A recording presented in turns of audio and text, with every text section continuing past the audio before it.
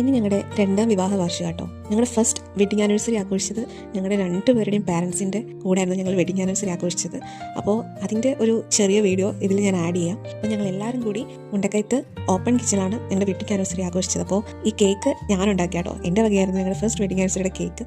അപ്പോൾ അതൊക്കെ ഉണ്ടാക്കി ഞങ്ങൾ എല്ലാവരും കൂടി ഓപ്പൺ കിച്ചണിലേക്ക് നൈറ്റ് വെഡിങ് ആനിവേഴ്സറി ആഘോഷിക്കാൻ പോയി. അടിപൊളിയായിട്ട് ആഘോഷിച്ചു കേട്ടോ. ഞങ്ങൾ എല്ലാവരും ഭയങ്കര ഹാപ്പി ആയിരുന്നു. അങ്ങനെ ഓപ്പൺ കിച്ചണിൽ പോയി ഞങ്ങൾ കേക്കൊക്കെ കട്ട് ചെയ്തു, എല്ലാവർക്കും കൊടുത്തു. അടിപൊളിയായിട്ട് ഞങ്ങൾ ഫസ്റ്റ് വെഡിങ് ആനിവേഴ്സറി ആഘോഷിച്ചിട്ടുണ്ടായിരുന്നു. അപ്പോൾ ഈ വട്ടം സത്യം പറഞ്ഞാൽ വെഡിങ് ആനിവേഴ്സറി ആഘോഷിക്കാൻ ഇവിടെ അച്ഛനും അമ്മയും ഇല്ല. അവർ ദുബായിൽ, ഞാൻ കഴിഞ്ഞ വീഡിയോയിൽ ഇട്ടിട്ടുണ്ടായിരുന്നു, അവർ ദുബായിൽ പോയിരിക്കുകയായിരുന്നു. അപ്പോൾ അവർ ഇപ്രാവശ്യം നാട്ടിൽ ഞങ്ങളുടെ ആനിവേഴ്സറി ആഘോഷിക്കാനില്ല. അപ്പോൾ ആനിവേഴ്സറി ആയിട്ട് രാവിലെ തന്നെ അനുവച്ച് നല്ല പൊറോട്ടയും ചിക്കൻ ഫ്രൈയും വാങ്ങിച്ചിട്ട് വന്നിട്ടുണ്ടായിരുന്നു കേട്ടോ. അപ്പോൾ അബി ഷോപ്പിലേക്ക് പോകുന്നതിന് മുന്നേ അത് കഴിച്ചിട്ടാണ് പോയത്. അപ്പോൾ രാവിലത്തെ ഫുഡ് ആനിവേഴ്സറി ആയിട്ട് അനുവച്ചിയുടെ വകയായിരുന്നു. അപ്പോൾ അതൊക്കെ കഴിച്ചിട്ട് അബീൻ്റെ അടുത്ത് പറഞ്ഞിട്ടുണ്ടായിരുന്നു റെഡിയായി നിൽക്കണം, നമ്മൾ പുറത്ത് പോവാണ്. അപ്പോൾ പുറത്ത് പോകാൻ നമുക്ക് ആഗ്രഹമാണ്, ആനിവേഴ്സറി ആയിട്ട് പ്രത്യേകിച്ച് പുറത്ത് കറങ്ങാനൊക്കെ ഭയങ്കര ഇഷ്ടമാണല്ലോ. അപ്പോൾ അബി എന്നെ കൊണ്ട് പുറത്ത് പോയിട്ടുണ്ട്. അപ്പോൾ പോകുന്ന വഴിക്ക് ഞങ്ങൾ ഇവിടെ ഇറങ്ങി കരിമീൻ ജ്യൂസും അതുപോലെ കരിക്കൊക്കെ കഴിച്ചിട്ടുണ്ടായിരുന്നു. അപ്പോൾ എനിക്ക് കരിമീൻ ജ്യൂസ്, ഞാൻ കരിക്കാണ് പറഞ്ഞത്, അത് കഴിച്ചു. അബി കരിമീൻ ജ്യൂസ് വാങ്ങിച്ചു കഴിച്ചു. അപ്പോൾ ഞങ്ങളിങ്ങനെ അതൊക്കെ കുടിച്ച് അവിടെ നിന്ന സമയത്താണ് അവിടെ അടുത്തൊരു ഹോട്ടലിൽ കുറേ ഫോറിനേഴ്സ് അവിടത്തേക്ക് വന്നത്. അവർ ഈ റബ്ബറും തോട്ടത്തിൽ ആ കറിയൊക്കെ എടുക്കുന്നത് ഭയങ്കര അത്ഭുതത്തോടെ നോക്കിയിരിക്കുകയാണ് കേട്ടോ. അപ്പോഴാണ് എനിക്ക് മനസ്സിലായോ ഇതൊക്കെ ഇത്ര വലിയ സംഭവമാണോ. അങ്ങനെ പിന്നെ അതൊക്കെ കണ്ടിട്ട് ഞങ്ങൾ നേരെ പോയത് കാഞ്ഞിരപ്പള്ളി പുൽപ്പയിലോട്ടോ. അപ്പോൾ സർപ്രൈസ് ആയിട്ട് എനിക്ക് ഡ്രസ്സ് വാങ്ങിച്ചു തരാൻ കാഞ്ഞിരപ്പള്ളി പുൽപ്പയിലോട്ട് കൊണ്ടുവന്നു കേട്ടോ.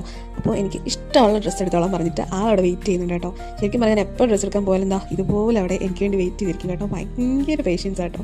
അങ്ങനെ എനിക്ക് ആദ്യം ചെന്നപ്പോൾ തന്നെ 1-2 ഡ്രസ്സ് എടുത്തപ്പോൾ തന്നെ ഈ ഒരു ഡ്രസ്സ് ഭയങ്കരമായിട്ട് ഇഷ്ടപ്പെട്ടു കേട്ടോ. അപ്പോൾ ഞാൻ ഏത് ഡ്രസ്സ് എടുത്താലും ഫസ്റ്റ് ചോദിക്കുന്നത് അബീൻ്റെ അടുത്താണ്, അത് കൊള്ളാവോ ഇല്ലയോ എന്ന്. കാരണം ഞാനിടുന്ന ഡ്രസ്സ് എന്നേക്കാളും നന്നായിട്ട് എനിക്കത് ചേരുവോ ഇല്ലയോ എന്ന് ഏറ്റവും കൂടുതൽ നന്നായിട്ട് പറഞ്ഞു തരാൻ പറ്റുന്ന ആളാണ് അബി. അപ്പോൾ അത് കൃത്യമായിട്ട് പറഞ്ഞു തരികയും ചെയ്യും. അപ്പം ഞാൻ ആദ്യം ചോദിക്കുന്ന അബീൻ്റെ അടുത്താണ് ഇത് കൊള്ളാവോ ഇല്ലയോ എന്നുള്ള കാര്യം. അപ്പം ഈ ബ്ലൂ ഡ്രസ്സ് അബിക്ക് ഭയങ്കരമായിട്ട് ഇഷ്ടപ്പെട്ടു കേട്ടോ. എനിക്കും അതേപോലെ ഇഷ്ടപ്പെട്ടു. അപ്പം അങ്ങനെ ഞങ്ങൾ ലാസ്റ്റ് അത് തന്നെ ഫിക്സ് ചെയ്തിട്ട് അവിടുന്ന് നേരെ വന്നത് കുഴിമന്തി കഴിക്കാൻ കേട്ടോ. അപ്പം കുഴിമന്തി എന്ന് കേട്ടാൽ ഞങ്ങൾ രണ്ടും കവന്ന് വീഴും. അപ്പം നമ്മുടെ മുണ്ടക്കയത്ത് തന്നെ അടിപൊളി കുഴിമന്തി കിട്ടുന്ന ഹോട്ടലിൽ ഞങ്ങൾ വന്ന് കുഴിമന്തി തന്നെ പറഞ്ഞു കേട്ടോ. അപ്പോൾ ഞങ്ങൾ പറഞ്ഞത് കാന്താരി കുഴിമന്തിയാണ്.